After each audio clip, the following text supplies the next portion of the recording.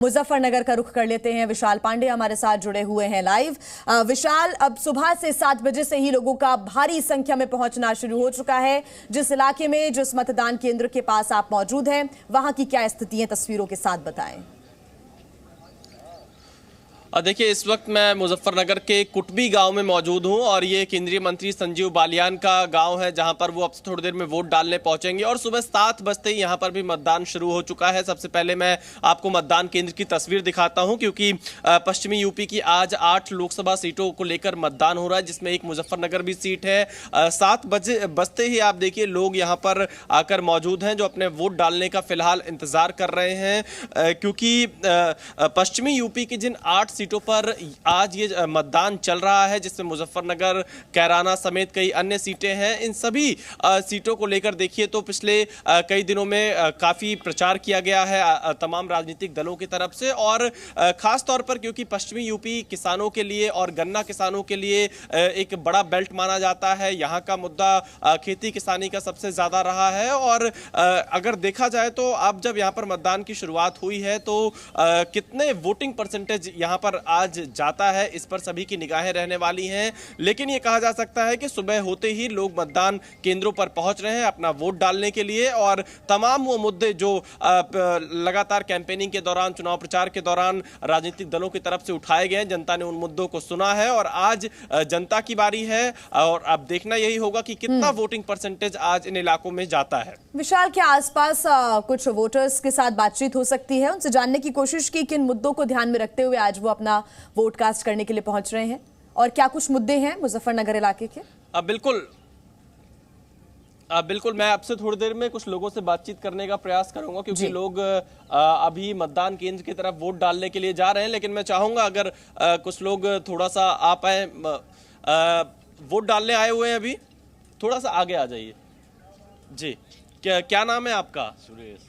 क्या मुद्दे हैं यहाँ पर मुजफ्फरनगर इलाके में जब आप लोग वोट डालने पहुंच रहे हैं इस वक्त? संजीव बालियान के यहाँ नहीं, देखिए अब आज वोटिंग का दिन है, मैं चाहूंगा कि नाम किसी प्रत्याशी का ना लिया जाए, मैं आपसे मुद्दे पूछ रहा हूँ। बस यहाँ तो सब एक तरफा है, खड़ा आउट होगा तो हाँ, और कुछ नहीं, शांतिपूर्वक हो रहा काम, वो इतना ही बता दिया। तो आप तो खेती किसानी का ये पूरा इलाका रहता है, तो किसानों के मुद्दे क्या रहे यहाँ पर? भाई यहाँ से का ये संजीव का ही, और कुछ नहीं है, इसका ये।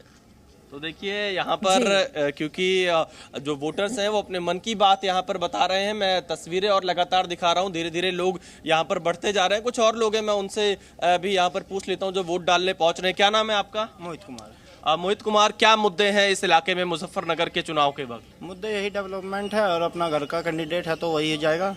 हाँ जी। तो देखिए डेवलपमेंट एक मुद्दा है, और भी लोग यहाँ पर पहुंच रहे हैं वोट डालने के लिए। अंकल जी आगे आइए इस तरफ। क्या नाम है आपका? सुरेश पाल। सुरेश पाल जी, हाँ, क्या मुद्दे हैं मुजफ्फरनगर के?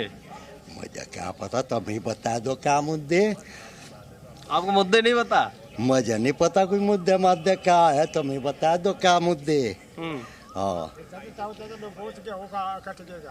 तो देखिए यहाँ पर लोग वोट डालने के लिए पहुंच रहे हैं और धीरे धीरे अपनी बारी का इंतजार भी कर रहे हैं। खासतौर पर अगर हम मुजफ्फरनगर की बात करें, जैसा मैंने आपको बताया, यहाँ पर कानून व्यवस्था एक बड़ा मुद्दा रहता है। इसके अलावा किसानों का ये बड़ा एक बेल्ट है, गन्ना किसानों का मूल्य किस तरह से उनको मिलता है, ये एक बड़ा मुद्दा इस पूरे इलाके में रहता है। और कुल मिलाकर अगर देखा जाए तो इस बार बीजेपी और आरएलडी का गठबंधन भी पश्चिमी उत्तर प्रदेश में हो चुका है। दूसरी तरफ कांग्रेस और समाजवादी पार्टी का गठबंधन है, यानी एक तरफ एनडीए है, दूसरी तरफ इंडिया गठबंधन है, और दोनों ही गठबंधनों ने अपने मुद्दे यहां पर जनता के सामने रखे हैं। और देखना यही होगा कि जनता किस तरह से आज अपने मताधिकार का प्रयोग करती है। और तब मैं कुछ लोगों से बातचीत भी यहां पे कर रहा था, कुछ लोग कह रहे हैं उन्हें मुद्दे नहीं पता है, कुछ लोग कह रहे हैं विकास बड़ा मुद्दा है, कुछ लोग बता रहे हैं एक तरफा यहां पर चुनाव चल रहा है। तो कुछ इसी तरह से मिलीजुली प्रतिक्रिया निकलकर सामने आ रही है।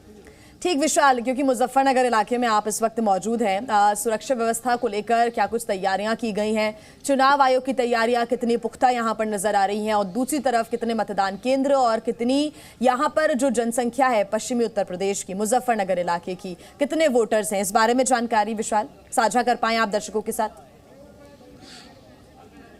देखिए बिल्कुल यहाँ पर अगर आप देखिए पश्चिमी उत्तर प्रदेश की 8 लोकसभा सीटों पर आज मतदान शुरू हो चुका है सुबह 7 बजे से, जिसमें पीलीभीत है और पीलीभीत सीट जो कि काफी हाई प्रोफाइल सीट मानी जा रही है। विशाल, मैं आपको रोकना चाहूंगी, हमारे साथ हमारे सहयोगी रवि त्रिपाठी भी जुड़ गए हैं, जिनके साथ जितिन प्रसाद प्रत्याशी वहां के मौजूद हैं।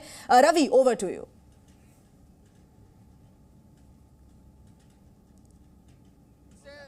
बीजेपी के उम्मीदवार जतिन प्रसाद जी हमारे साथ। जतिन जी, क्या लग रहा है पीलीभीत की जनता किसका साथ देगी और किन मुद्दों पर आपका साथ देगी अगर आपको मौका मिलता है? पीलीभीत की जनता कमल के फूल का साथ देगी और जो मुद्दे हैं वो प्रधानमंत्री के 10 वर्ष का जो कार्यकाल है, जो कार्य हुए हैं धरातल पे, जो योजनाएं गई हैं, उनके पात्र व्यक्तियों का लाभ मिला है, उनके जीवन में परिवर्तन आया है और आने वाले 5 साल में मोदी 3 में जो होगा, जो सोच है, भारत का नक्शा बन रहा है, एक नया ग्रोथ स्टोरी हो रही है, उसके आधार पर।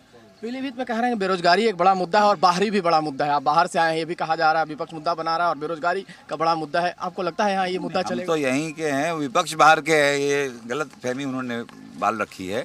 बात ये है, काम होंगे जो 10 साल के कार्य हुए हैं और पीलीभीत में और आगे इंफ्रास्ट्रक्चर से लेके कृषि से लेके तमाम मूलभूत सुविधाओं पे और तेजी से काम किया।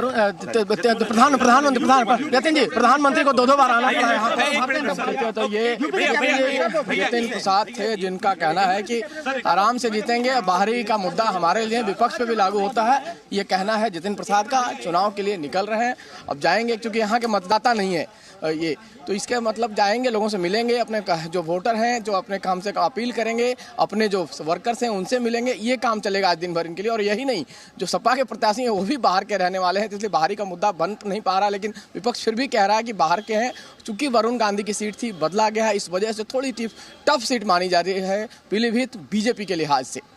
रवि त्रिपाठी, जी मीडिया, पीलीभीत।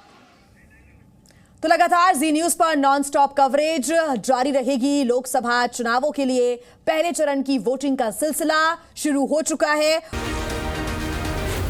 जी न्यूज।